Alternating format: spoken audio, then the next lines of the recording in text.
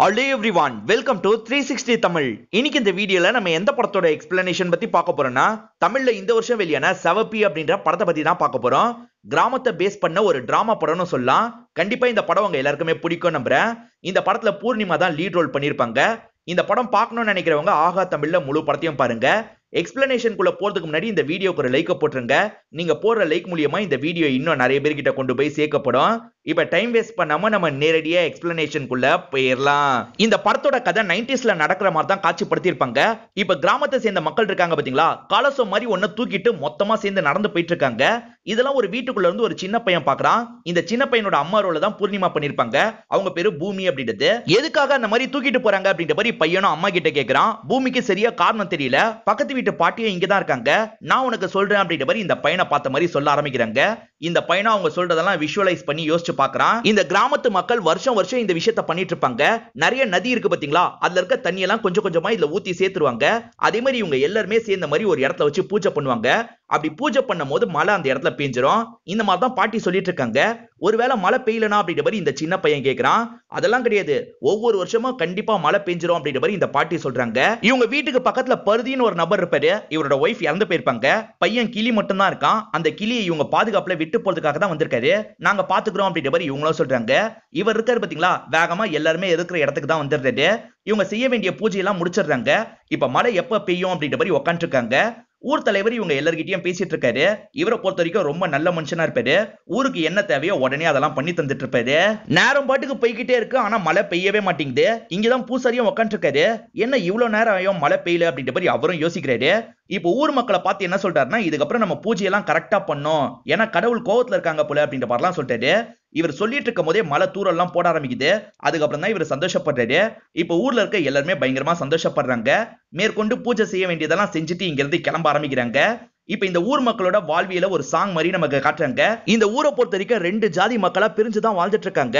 முடிஞ்ச அளவுக்கு பண்ணேறி இவங்களை சேர்க்கறதுக்கு ட்ரை பண்ணிட்டு இருக்காரு. இப்போ ஒரு பையன் பொண்ணை நமக்கு காட்டுறாங்க. இவங்க ரெண்டு பேருமே லவ் பண்ணிட்டு இருக்காங்க. நம்ம ரெண்டு பேருக்கு கல்யாணம் நடக்குமா, நீங்க வேற கேஸ்ட் நான் வேற கேஸ்ட் அப்படின்ற மாதிரி இந்த பொண்ணு சொல்றாங்க. இப்போ வரைக்கும் நம்ம ஊர்ல பெருசா கேஸ்ட் எல்லாம் பாக்குறது இல்ல, அதனால கண்டிப்பா நம்ம ரெண்டு பேரோட கல்யாணம் நடக்கும் அப்படின்னு சொல்றாரு. பூமியோட பையன் இருக்கான் பாத்தீங்களா, எப்ப பாரு அந்த கிளின்ற பையன் கூட சேர்ந்து தான் விளையாடிட்டு இருக்கான் அப்படின்ற மாதிரி காட்டுறாங்க. இப்ப பொம்மன் ஒருத்தரை காட்டுறாங்க. இவர் பெருசா கேஸ்ட் எல்லாம் பார்க்க மாட்டாரு. வேற ஜாதியை சேர்ந்த ஒரு பெரியவர் நானும் ஆட்டத்துக்கு வரலாமா அப்படின்ற மாதிரி கேட்கிறாரு. ஆனா இங்க இருக்கவங்க எல்லாம் சேர்க்க வேணாம் அப்படின்ற மாதிரி சொல்லிட்டாங்க. ஆனா இந்த பொம்மை நல்ல டைப்ல, நீங்களும் உட்காருங்க அப்படின்ற மாதிரி சொல்லிடுறாரு. இவர் உட்கார்றது கூட அங்க இருக்க மூடன் அப்படின்ற நபருக்கு சுத்தமா பிடிக்க மாட்டேங்குது. இவன்லாம் நம்ம பக்கத்துல உட்காந்துருக்கானே அப்படின்ற மாதிரி தான் யோசிக்கிறாரு. இப்ப சேர்ந்து விளையாடலாம் ஆரம்பிக்கிறாங்க. அந்த பெரியவர் இருக்காரு பாத்தீங்களா, தொடர்ச்சியா ஆட்டத்துல ஜெயிச்சுக்கிட்டே இருக்காரு. பாத்தீங்களா ஜெயிக்கிறேன் அப்படின்ற மாதிரிலாம் சந்தோஷமா சொல்லிட்டு இருக்காரு. இத பார்க்கும்போது மூடனுக்கு செம்மையா கோவம் வந்துருது. இந்த பெரியவரை மாட்டி விடணும் அப்படின்ற மாதிரி முடிவு பண்ணிடுறான். அந்த பெரியவருக்கு தெரியாம அவருக்கு அடியில 3 காடை மறைச்சு வச்சிடறான். இப்ப இந்த ஆட்டமும் முடியுது. இந்த ஆட்டத்திலயும் அந்த பெரியவர் தான் ஜெயிச்சிருப்பாரு. அந்த பெரியவர் சந்தோஷமா பேசிட்டு இருக்கும் போது இவன் இருக்கான் பாத்தீங்களா, நீ மறைச்சு வச்சுதான் ஒவ்வொரு வாட்டியும் ஜெயிக்கிறியா அப்படின்ற மாதிரி அந்த கார்டு எடுத்து போடுறான். இப்ப சுத்தி இருக்க எல்லாருமே இந்த பெரியவர் தப்பு பண்ணிட்டு தான் நினைக்கிறாங்க. ஏன் இப்படி பண்ண அப்படின்ற மாதிரிலாம் அவர்கிட்ட கோவப்பட்டு இருக்காங்க. நான் பண்ணலன்னு எவ்வளவோ சொல்றாரு, இருந்தாலும் இந்த இடத்துல அடிதடியா மாறிடுது. அப்பதான் பஞ்சாயத்து தலைவர் வந்து என்ன பிரச்சனைன்னு கேக்குறாரு. இவங்களும் பிரச்சனையெல்லாம் சொல்லிட்டு இருக்காங்க. பொம்மா நீ தான் கரெக்டா சொல்லுவ, என்ன விஷயம் சொல்லு அப்படின்ற மாதிரி பஞ்சாயத்து தலைவர் கேக்குறாரு. இவர் கார்டுல ஏமாத்திட்டாரு, இவர் மேலதான் தப்பு அப்படின்ற மாதிரி பொம்மன் சொல்றாரு. அவர் மேல தப்பா கூட இருக்கட்டும், அதுக்காக ஜாதி ரீதியா இப்பெல்லாம் பேசிட்டு இருக்காதீங்கன்னு சொல்றாரு. மூடனுக்கும் அட்வைஸ் பண்றாரு. இப்பதான் கர்ணன் ஒருத்தரை காட்டுறாங்க. இவர் தான் பொம்மியோட அண்ணனா இருப்பாரு. பொம்மியை பாக்குறதுக்காக தான் வந்திருக்காரு. அந்த சின்ன பையன் காத்தடி வேணும் மாமான்னு கேட்டிருப்பான். அந்த பையனுக்கு காத்தடி எல்லாம் வாங்கிட்டு வந்திருக்காரு. அந்த பையன் எங்க அப்படின்ற மாதிரிலாம் இவங்க கிட்ட பேசிட்டு இருக்காரு. அப்பதான் பருதி இருக்காரு பாத்தீங்களா, இந்த இடத்துக்கு வந்து பையனை விடுறாரு. வேலை விஷயமா கர்ணன் இருக்காரு பாத்தீங்களா, பக்கத்து ஊர்ல இருப்பாரு. இங்க இருந்து பருதி தானே தங்கச்சியை நல்லபடியா பாத்துக்கிறாரு. அதனால பருதிக்கு இவரும் நன்றி சொல்றாரு. இதுக்கெல்லாம் போய் நன்றி சொல்லிட்டு அப்படின்ற மாதிரி பருதியும் இங்க இருந்து கிளம்புறாரு. காத்தடிய பார்த்தோன்னே இந்த பையனும் ரொம்ப சந்தோஷப்படுறான். அதே மாதிரி எனக்கு கோழி வேணும் மாமான்னு கேக்குறான். அத்த வாட்டி வரும்போது வாங்கிட்டு வரேன் அப்படின்ற மாதிரி இவர் சொல்றாரு. உடனே வீட்டுக்கு கிளம்பணும்னு சொல்றாரு.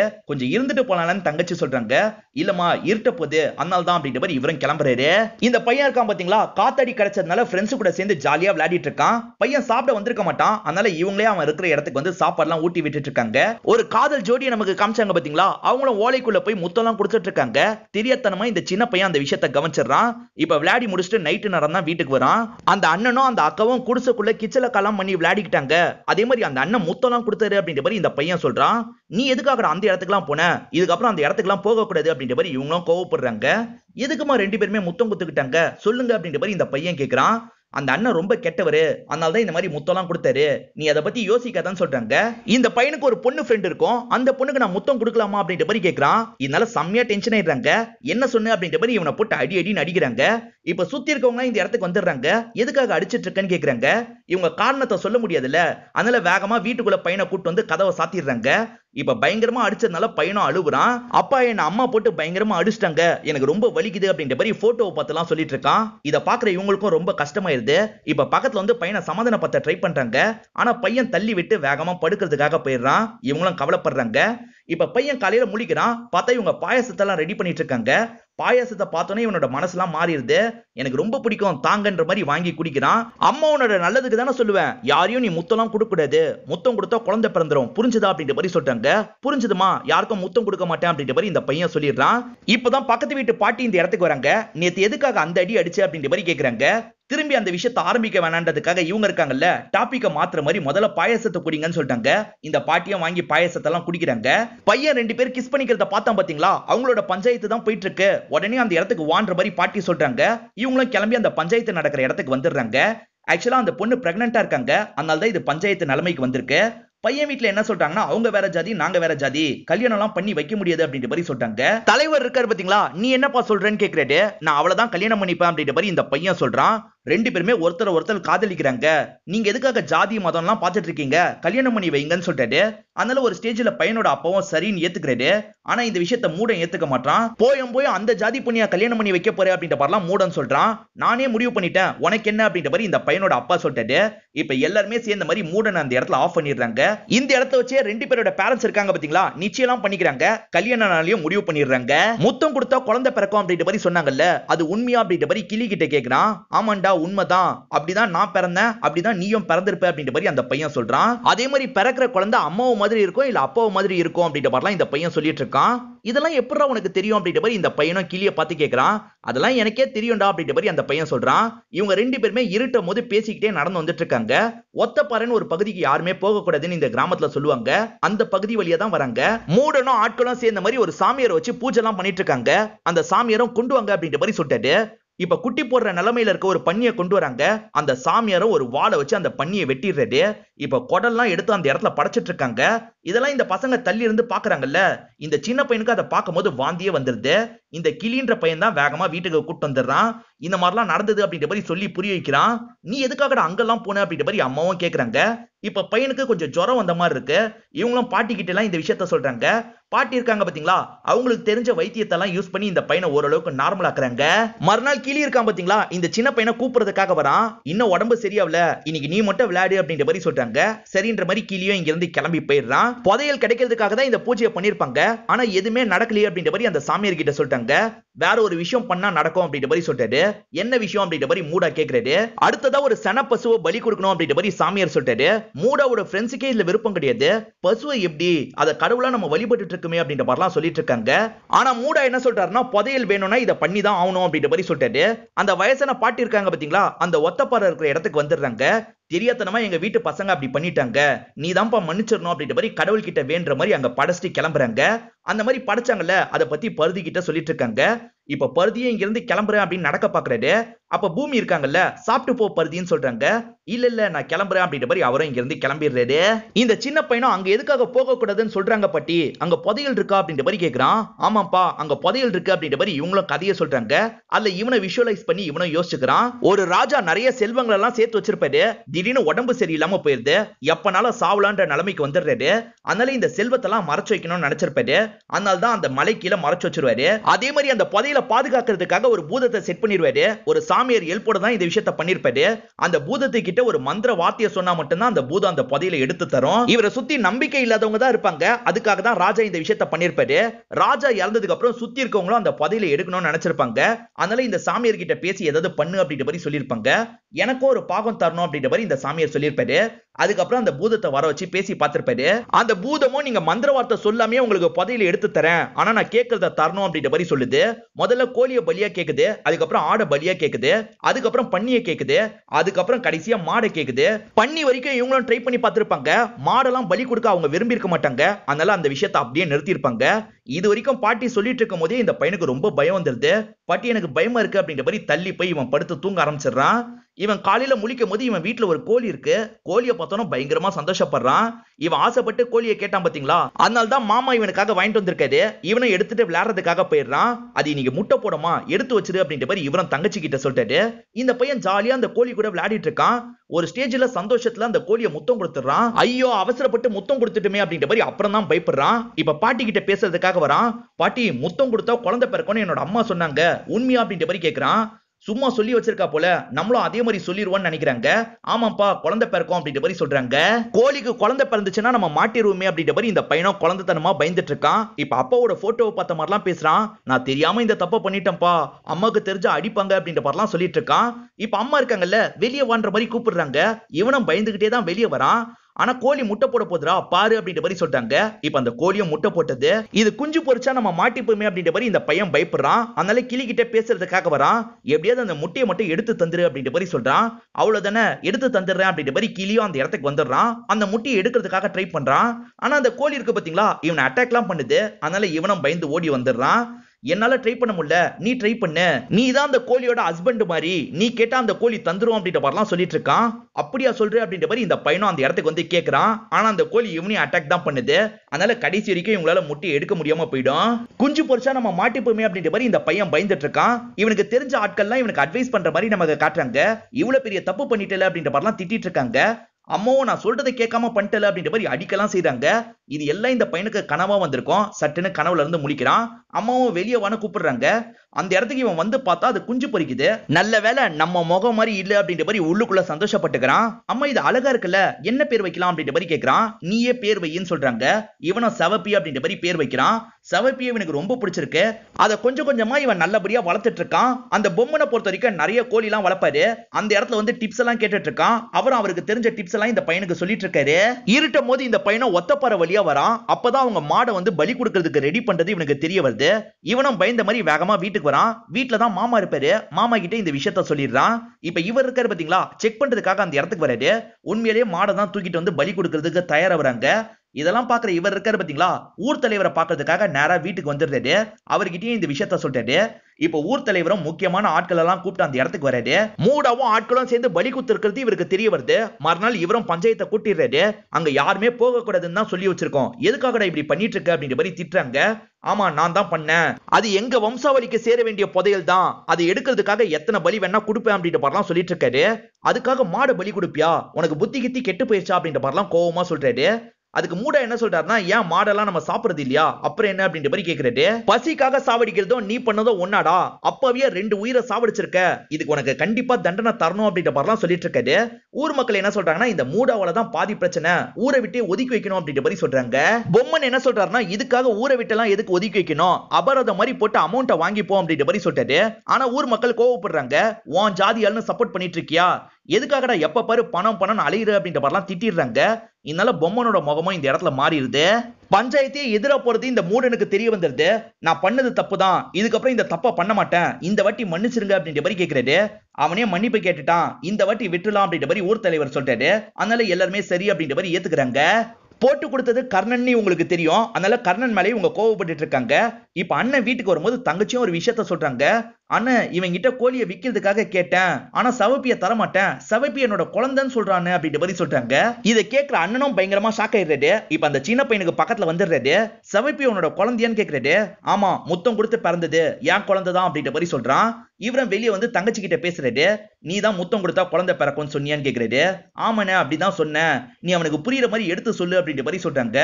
இப்ப நான் சொன்னேன்னு வச்சுக்கோ, நிறைய டவுட் எல்லாம் கேட்பான், அதனால அப்படியே விட்டு அவனே நார்மல் ஆயிடுவான் அப்படின்ற மாதிரி சொல்றாரு. சவப்பியோட அம்மாவை ஆல்ரெடி வித்துட்டேன்னு தானே சொன்னேன், அது அவனுக்கு ஒய்ஃப் முறை தானே வருது, அது எப்படி விக்க விட்டான் அப்படின்ற மாதிரிலாம் கேக்குறாரு.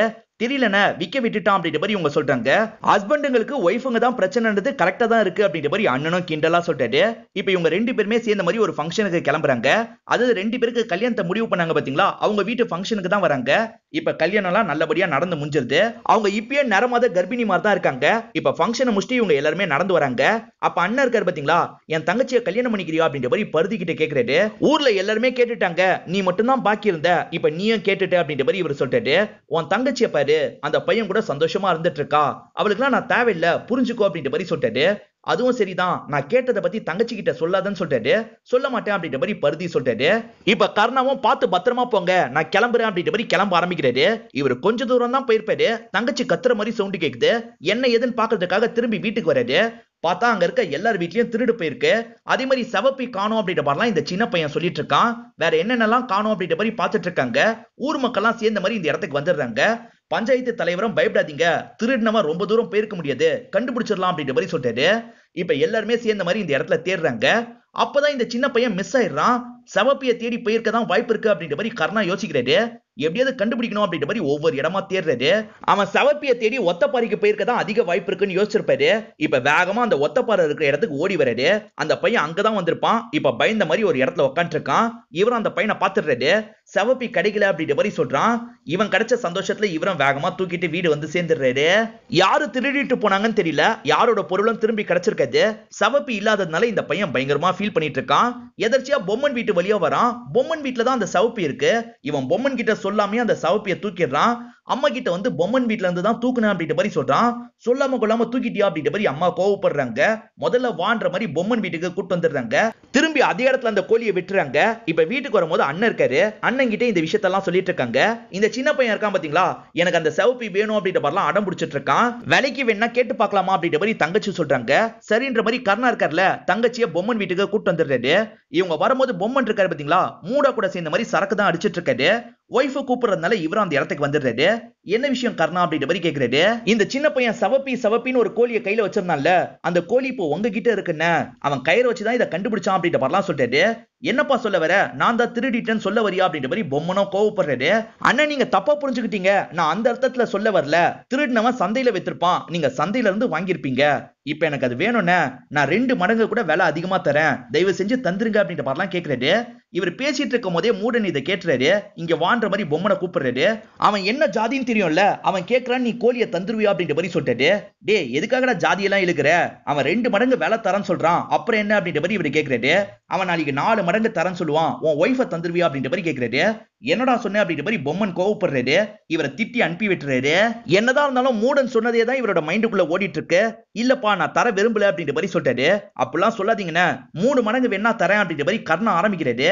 அதான் தர மாட்டேன்னு சொல்றேன்ல, அப்புறம் என்னடா முதல்ல இங்க இருந்து கிளம்பு அப்படின்ற மாதிரி இவர் அடிக்கிற மாதிரிலாம் பண்ணிடுறாரு. இதனால தங்கச்சியும் கஷ்டப்படுறாங்க. வான கிளம்பிடலாம் அப்படின்ற மாதிரி அண்ணனை கூப்பிட்டு கிளம்புறாங்க. அந்த மூடா ஏத்தி விட்டான்ல, அதனால தான் பொம்மன் அவ்வளவு கோவப்பட்டிருப்பாரு. இவங்களும் என்ன பண்றது அப்படின்ற மாதிரிலாம் யோசிச்சுட்டு இருக்காங்க. அப்பதான் அந்த கோழி இருக்கு பாத்தீங்களா, நைட்டு நேரம் இவங்க வீட்டுக்கே வருது. இந்த பையனும் பயங்கரமா சந்தோஷப்பட்டுட்டு இருக்கான். பொம்மனுக்கு தெரிஞ்சா பிரச்சனை ஆயிடும்ல, அதனால அண்ணன் என்ன சொல்றாருன்னா, கொஞ்ச நாள் இந்த கோழி என் வீட்லயே இருக்கட்டும்னு சொல்லிட்டாரு. இந்த பையன் நானும் வரேன்னு சொல்றான். சரி நீயும் கொஞ்ச நாள் என் வீட்லயே இருன்னு சொல்லிட்டாரு. அப்படியே கட் பண்ணி நமக்கு மூடாவையும் ஆட்களையும் காட்டுறாங்க. திரும்பி அந்த சாமியார் கிட்ட தான் பேசுறாங்க. சாமியார் இதுக்கப்புறம் வேணாம் விட்டுலாம் அப்படின்ற மாதிரி சொல்லிட்டாரு. மூட என்ன சொல்றாருன்னா, என்னோட உண்மையான பேரு சக்கரவர்த்தி அப்படின்றது, ஆனா நான் சூதாட்டத்துல நிறைய தோத்ததுனால மூடன் என்னோட பேரையே மாத்திட்டாங்க. அந்த புதையல் கிடைச்சாதான் இது எல்லாத்தையும் மாத்த முடியும், அதுக்காக நான் எதுனாலும் பண்ணுவேன்னு சொல்லிட்டாரு. இப்பதான் சாமியார் என்ன பண்ணுன்றத சொல்றாரு. அதாவது நிறை மாத கர்ப்பிணிய பலி கொடுக்கணும்னு சொல்றாரு. பொம்மன் காலையில வெளியே வரும்போது மூடாவை பாக்குறாரு. நேத்து ஏதோ ஒரு கோவத்துல அடிச்சிட்டேன், மன்னிச்சிரு அப்படின்னு சொல்லிட்டாரு. அது இருக்கட்டும் பரவாயில்ல அப்படின்ற மாதிரி மூடன் சொல்லிடுறாரு. இப்பதான் இவரும் கோழியை செக் பண்றதுக்காக வராரு. அப்பதான் கோழி மிஸ் ஆகுறது தெரிய வருது. கரெக்டா அந்த கோழி மிஸ் ஆகுது, அவங்க தான் தூக்கி இருக்காங்க அப்படின்ற மாதிரிலாம் கோவப்படுறாரு.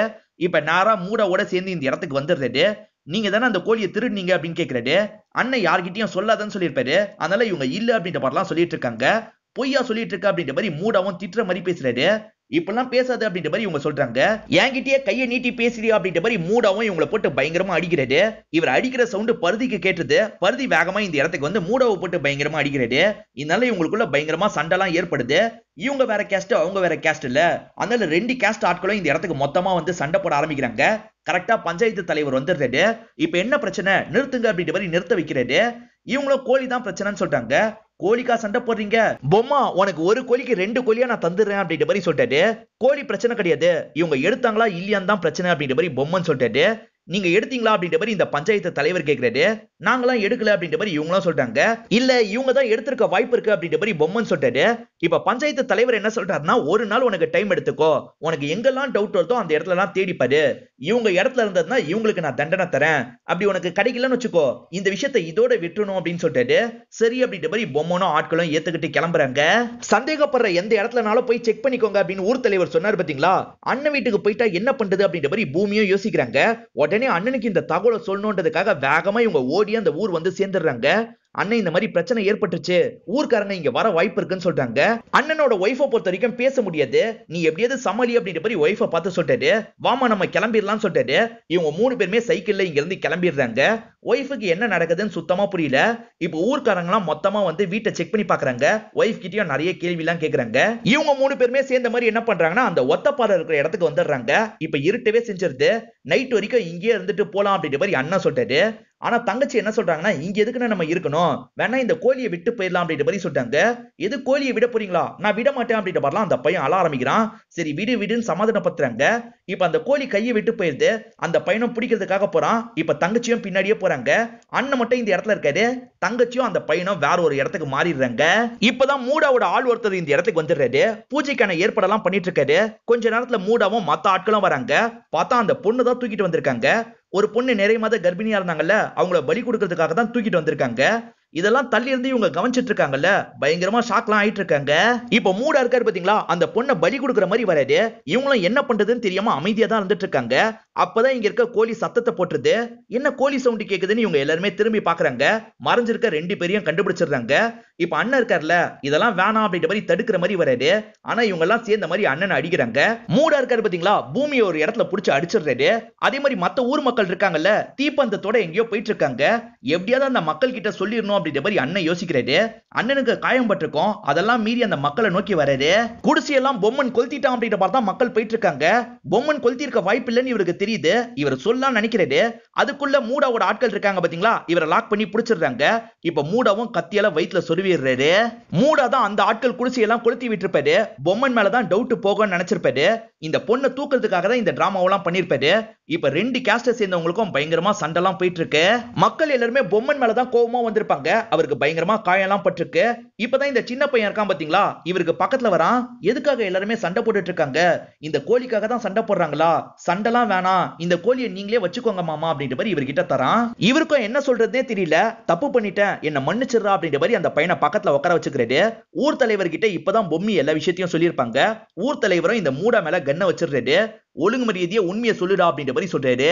நான் தான் குடிசை எல்லாத்தையும் கொளுத்துனேன், பலி கொடுக்கிறதுக்கு அந்த பொண்ணை தூக்குறதுக்காக தான் இந்த விஷயத்தை பண்ண அப்படின்ற மாதிரி இவன் பண்ண எல்லாத்தையும் ஒத்துக்கிறான். இதனால ஊர் மக்கள் எல்லாருமே சமாதானம் ஆயிடுறாங்க. அதே மாதிரி பொம்மி இருக்காங்கல்ல, பையனை கூப்பிடுறதுக்காக அந்த இடத்துக்கு வந்துடுறாங்க. இந்தாங்கண்ணே உங்க கோழியை நீங்களே வச்சுக்கோங்கன்னு சொல்றாங்க. இல்லம்மா இது இவனோட கோழி, இவன் கிட்ட தான் இருக்கணும் அப்படின்ற மாதிரி தந்துடுறது. இப்பதான் அண்ணன் எங்கன்ற மாதிரி பூமி தேட ஆரம்பிக்கிறாங்க. அப்பதான் கத்தி குத்து வாங்கி அவர் ஒரு மரத்துல சாஞ்சிருக்கிறது உங்களுக்கு தெரிய வருது. நல்ல வேலையா அவரோட உயிருக்கு எந்த ஆபத்தும் வந்திருக்காது. என்னடா உன்னோட கோழி வாங்கிட்டே கிடைச்சிருச்சு போல அப்படின்ற மாதிரி இவரும் கிண்டலா அந்த பையனை பார்த்து கேக்குறாரு. இதோடய இந்த படத்தை முடிச்சிடுறாங்க. இந்த படம் உங்க எல்லாருக்குமே பிடிச்சிருக்கோம் நம்புறேன். இந்த வீடியோ உங்களுக்கு பிடிச்சிருந்ததுன்னா லைக் பண்ணுங்க, கமெண்ட் பண்ணுங்க, மறக்காம 360 தமிழ் சேனலா சப்ஸ்கிரைப் பண்ணுங்க. தொடர்ச்சியா இந்த மாதிரி வீடியோக்கள் வந்துகிட்டே தான் இருக்கும்.